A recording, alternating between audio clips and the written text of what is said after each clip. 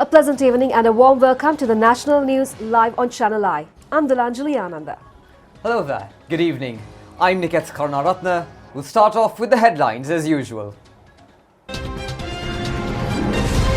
164 vehicles, essential in carrying out field duties, have been handed over to ministries and government institutions. New houses for families of the victims of the Easter Sunday attack in Kochikade. The final rites of late Venerable Valamitiyave Kusaladammathera to take place next Sunday with full state honours. Steps will be taken to provide organic fertilizer required for the Maha season. A statement from the State Minister for Agriculture. Health authorities have indicated that the risk associated with the COVID-19 outbreak is yet to ease. On to those and other stories in detail.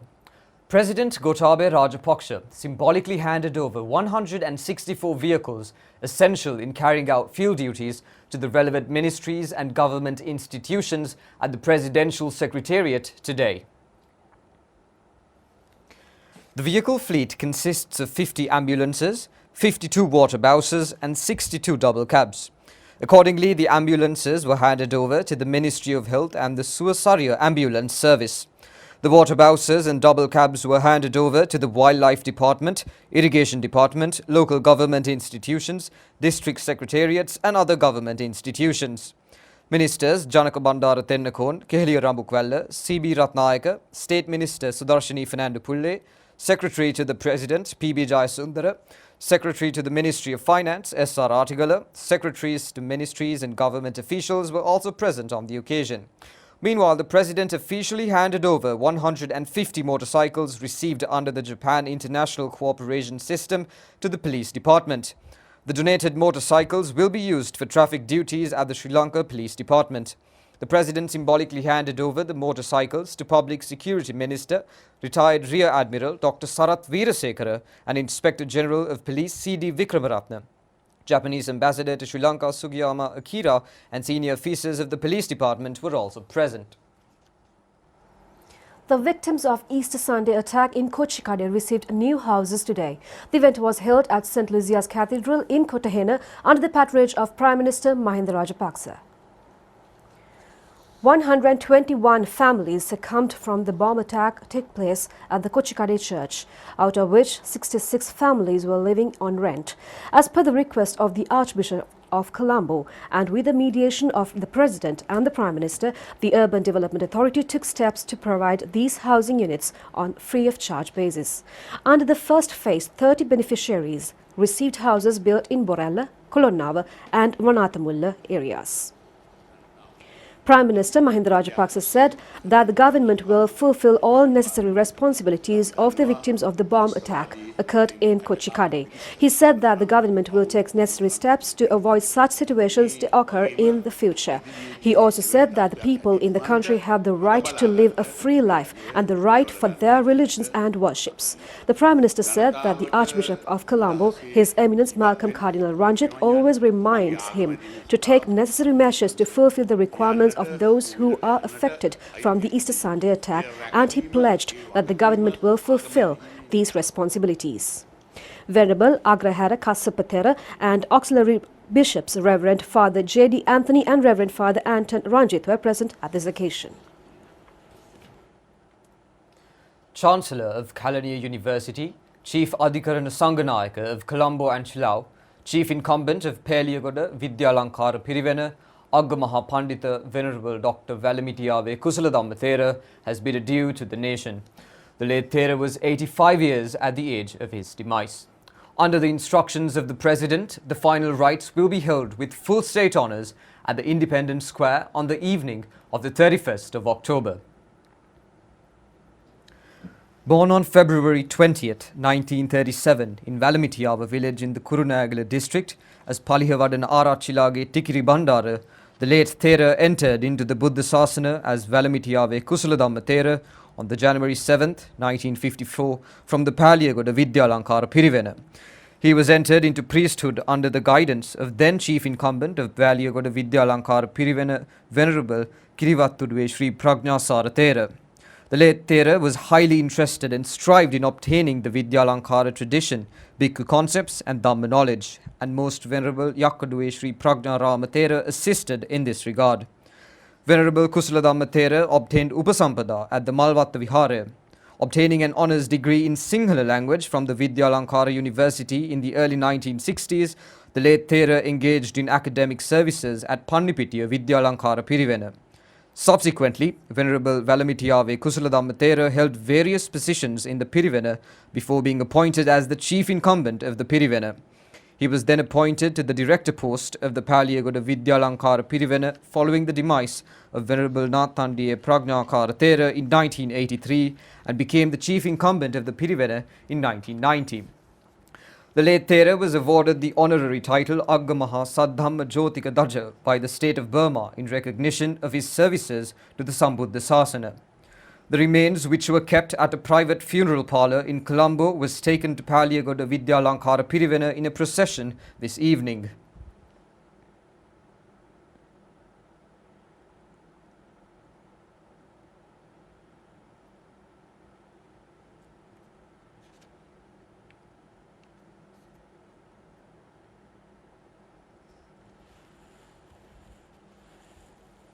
The remains, which were taken to the Paliyagoda Vidyalankara Pirivena, were received by student bhikkhus of the late Thera and the Dayaka Sabha of the Pirivena. The last respects to the remains of the late Thera were paid while adhering to health protective guidelines.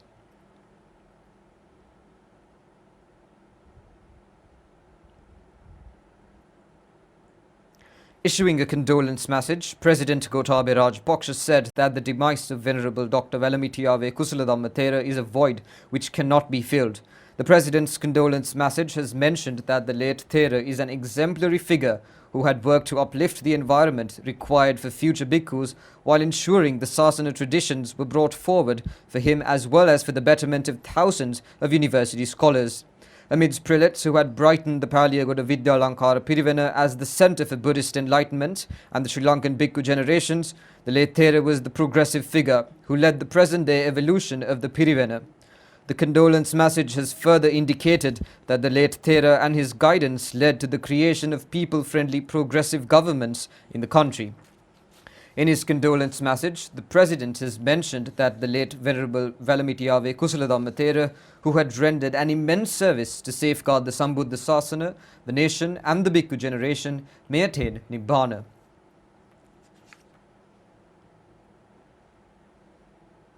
Issuing a condolence message, Prime Minister Mahinda Rajapaksa has said that he is deeply saddened over the demise of Venerable Dr. Valamitiyave Kusaladhamma Thera, who is regarded as a virtuous and pious figure in the Sambuddha Sasana for over 67 years.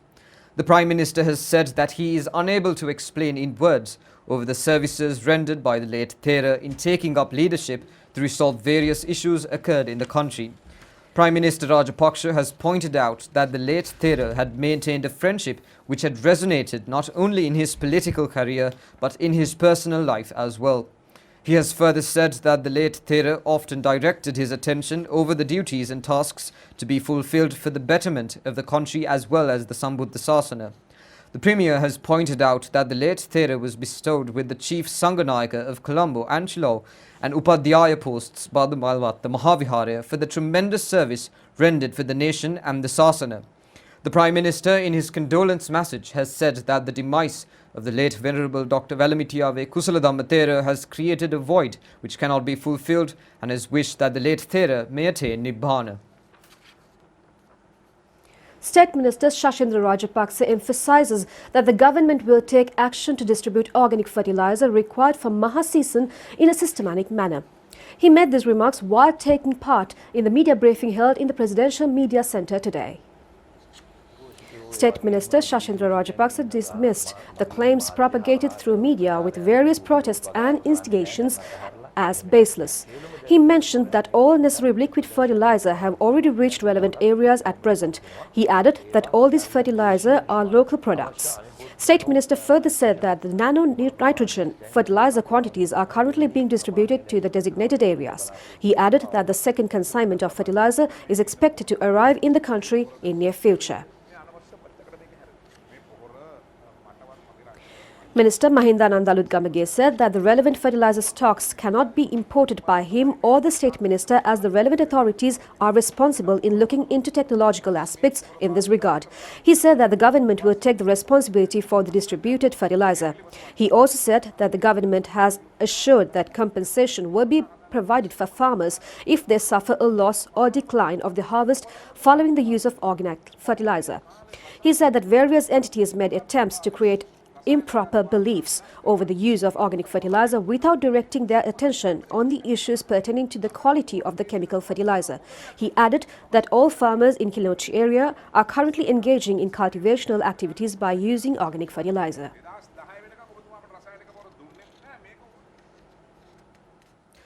Governor of Sri Lanka's central bank, Ajit Nuwad Cabral, says that the Moody's ratings has once again failed to recognize Sri Lanka's improving economic conditions and investor sentiments. In a tweet, the central bank governor has said that the ratings agency has ignored the decisive efforts by the government and the Central Bank of Sri Lanka to boost foreign exchange inflows. The government has expressed strong displeasure on the recent assessment by Moody's Investors Service in downgrading Sri Lanka's debt ratings to CAA2 from CAA1. Issuing a statement, the central bank has pointed out that Moody's rating action with regard to Sri Lanka has come a few days before the announcement of the government budget for 2022. Also, he has said that the recent rating reflects on the inadequate knowledge on the government financing plans and measures taken for economic growth. It also reflects that the agency has overlooked the positive developments and expectations in emerging market economies, but attribute much greater weight to downside risks. Moreover, the statement has further indicated that the assessment exposes the rating agency's ignorance on the well-established political stability within a democratic setup in Sri Lanka. The Sri Lankan government has made all necessary debt payments to all stakeholders and international agencies. Against this backdrop, the government has reassured its stakeholders, including the international investor community, that Sri Lanka remains committed to honouring all forthcoming obligations in the period ahead. The farmer community in Batticaloa district has commenced paddy cultivation in Maha season using organic fertilizer. Accordingly, a total of 74,413 hectares of paddy fields will be cultivated during this season.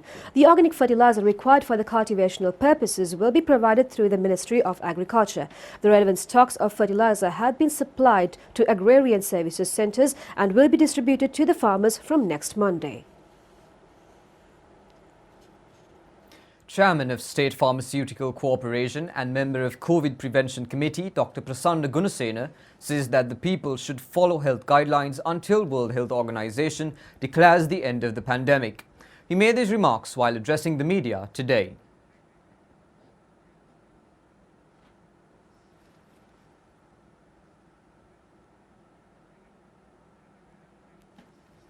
A total of 398 COVID-19 infected persons have been identified in the country.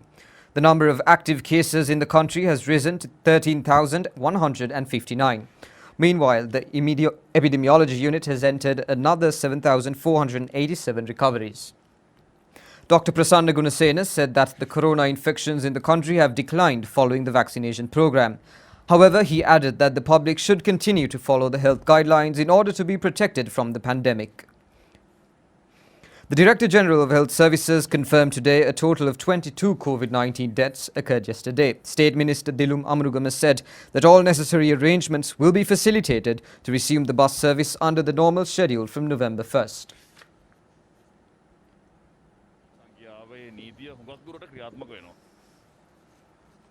Meanwhile, Minister Pavitra Vanyarachi has instructed Chairman of the National Transport Commission, Shashi Valgama, to provide relief for bus owners to uplift the private bus service industry, which was affected from the corona outbreak.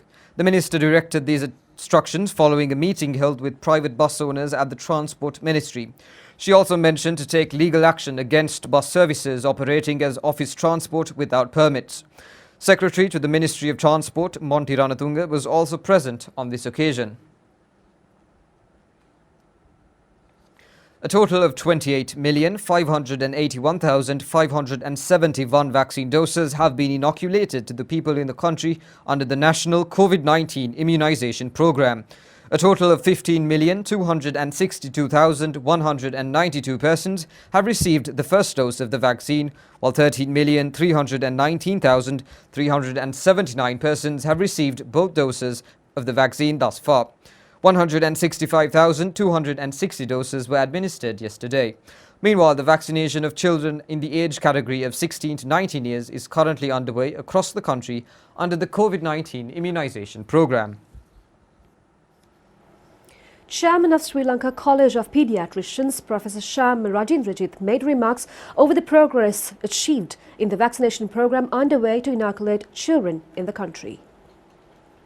We have nearly completed the first round of vaccination of all children with comorbidities. In addition, I think we have 3 days ago, the Lady Hospital started vaccinating children with comorbidities for their second dose. Up to now, Kurunegala has also started, and other places they have also started. So up to now, we have vaccinated about 500 children with comorbidities with the second dose of Pfizer vaccine. I'm pleased to say that we have not come across major side effects up to now. In addition, I think we have started vaccination normal school children and youths from 19 to 16. That program is also moving forward. The first dose of vaccine was received by about 400,000 young people, and with that we have not noticed many complications up to now. So our target is from around 1.2 million. So we will be reaching that target very soon, because a lot of children and their parents are enthusiastic about vaccination, and therefore we are urging the public to bring their normal children to the designated place and get them vaccinated as soon as possible, as the way that it is being conducted by the Ministry of Education and Ministry of Health, because children are being given dates and times to come and so on and so forth by the educational authorities. So follow that guideline and get yourself vaccinated. That is what my pledge for the young people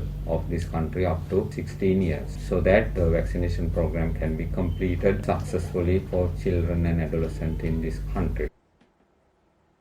Minister Namal Rajapaksa says that $1 billion worth sports economy will be built in the country in the next 5 years. The minister made these remarks while taking part in the opening ceremony of the newly established ATV racetrack in the Colombo port city. This is the first track built in South Asia for sand dune racing. The all-terrain vehicle racetrack has been named as Colombo Dunes. This project has been carried out in a land plot of 5 acres. Ministers Pavitra Vanyarachi and Prasanna Ranatunga were present at the opening ceremony of the new racetrack.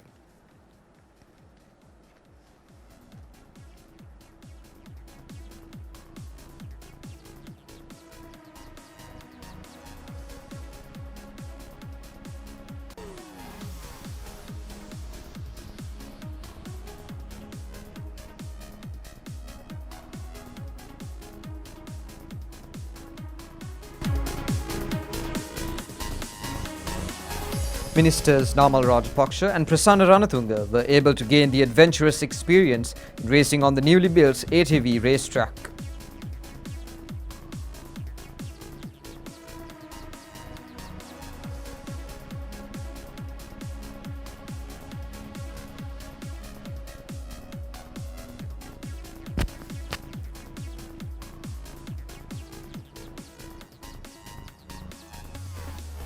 Initiating this and creating an adventure track at Colombo Port City.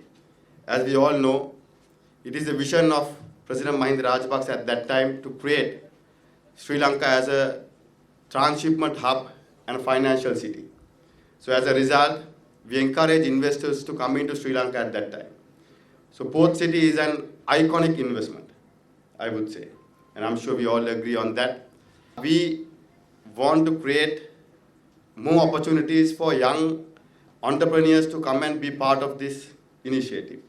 Because we believe more you open up to investors, more opportunities it will be create to Sri Lankan youth who are looking for employment. And also that will also create more job, not only job opportunities, but new businesses. So in that way, we will be able to create more entrepreneurs in our country. Especially in the sports sector, our history, we have always been depending on the government, and we have not concentrated on the sporting economy.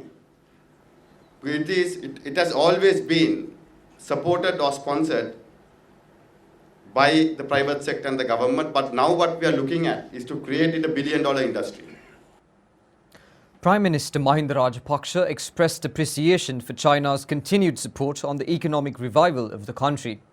The Prime Minister made these remarks when the Ambassador of China to Sri Lanka, Kee Hong, called on him at the Temple Trees yesterday.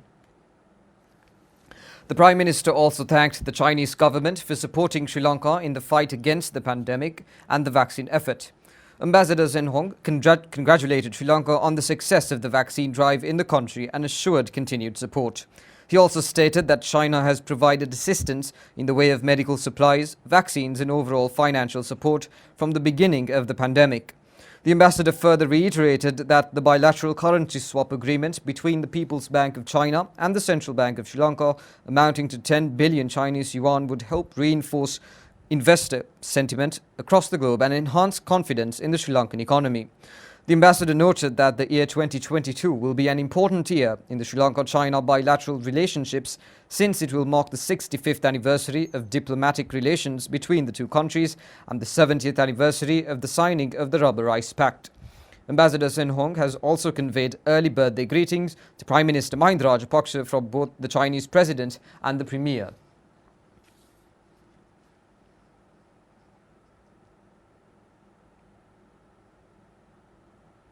Residents of Sinharagama Kurunegala have been affected from wildlife threats for a long period. As a solution, new electronic fence will be built under the SCAP project initiated by Ministry of Wildlife Conservation. The Sinharagama village is situated in Mahava division in Kurunegala district. The main livelihood of the residents is agri-crop cultivation. Many residents have permanently left the village following the worsening of wild elephant threat. Some residents have absconded from engaging in cultivational activities. The new 8-kilometer-long electric fence was erected following the initiation of Suraksha, the welfare society, to protect the electric fence. The maintenance and the responsibility of the poles of the electric fence have been vested with the landowners. The presidential and commercial complex built in Colombo City was declared open yesterday, adding a new experience to the real estate sector in the country. The new commercial complex, named as Alta, was opened with the participation of Minister Namal Rajapaksa. The state-of-the-art complex has been built on a 2-acre land. The new residential and commercial complex consists of 68 floors with 404 luxury apartments. The apartments, which have already been sold, will be handed over to their respective owners in the next couple of weeks. The world-renowned architect Zad Alta is the designer behind this new project. This new complex, which has a vast economic importance, is an investment of an Indian company. Indian High Commissioner to Sri Lanka Gopal Bagli and the State Minister Nalaka Godaheva were present on this occasion. That's all the news for today. Join us again at the same time tomorrow. Good night. Good night.